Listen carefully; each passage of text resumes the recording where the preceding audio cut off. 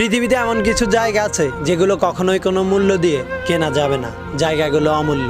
তার মধ্যে একটি অন্যতম স্থান হলো বৃদ্ধাশ্রম, যা হয়তো পৃথিবীর সমান মূল্যের চাইতেও অধিক মূল্যবান, কারণ সেটাই একমাত্র জায়গা যেখানে পৃথিবীর বুকে থাকা অনেকগুলো জান্নাতকে একসাথে দেখতে পাওয়া যায়। কিন্তু আফসোসের বিষয়, এই জান্নাতগুলিকেই কিছু মানুষ নিজের সাময়িক সুখের জন্য বিতাড়িত করে বৃদ্ধাশ্রমে দিয়ে যায়। তাদের কাছে এই জান্নাতগুলি মূল্যহীন প্রায়।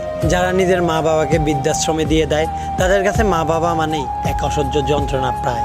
কিন্তু যার মা বাবা নেই, সে বোঝে মা বাবা না থাকার কষ্টটা কতটা হয়।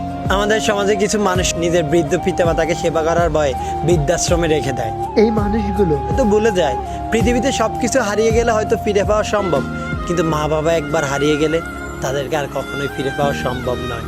আর প্রতিনিয়ত অনেক মা বাবাকেই বৃদ্ধাশ্রমে যেতে হয়।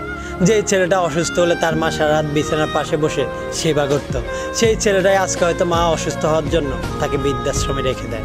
যেই ছেলেটাকে প্রতিষ্ঠিত করার জন্য বাবা তার সারা জীবন হাড় ভাঙা খাটুনি করে যায়, সেই ছেলেটাই হয়তো বৃদ্ধ বয়সে এসে তার বাবাকে নিজের বোঝা মনে করে বৃদ্ধাশ্রমে রেখে দেয়। ছেলের মস্ত বড় প্লাটে বাবা মায়ের জন্য কোনো জায়গা নেই, অথচ মা বাবার মোনাজাতে ছেলের জন্য দোয়ার কোনো কমতি নেই। হ্যাঁ, মা বাবা কষ্ট পায়, কিন্তু কখনোই সন্তানকে অভিশাপ দেয় না। মা বাবারা এমনই হয়, নিজের যত কষ্টই হোক না কেন সন্তানের সুখের জন্য সবসময় দোয়া করেই যায়। নির্মম হলো এটাই সত্যি যে কত বাবা মা আজ বৃদ্ধাশ্রমে চোখের জলে বুক ভাসিয়ে দিচ্ছে।